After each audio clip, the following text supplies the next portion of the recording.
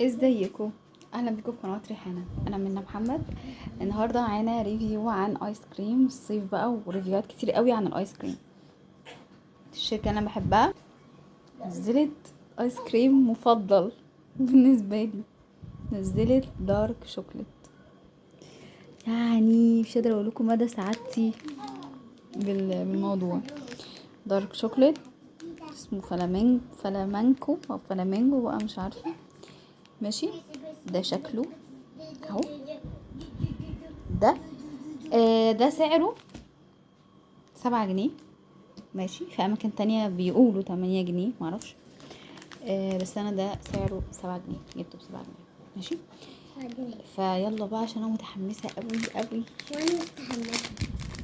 انت كمان متحمسه؟ ماشي للموضوع. انا فرحت قوي لما شفته يعني.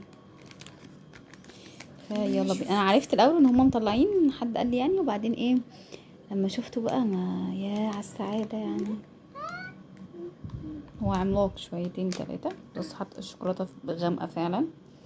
فهندوق بقى ونحكم دارك ولا مش دارك ولا ايه. يلا بينا. كبير قوي بصراحه. مهم.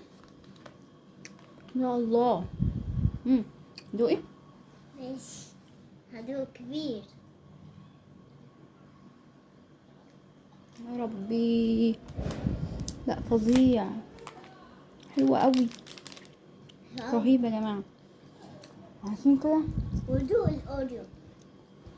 دوق اوريو، تحسوا دوق كده ان هو تاني. ايه، يعني تعالي.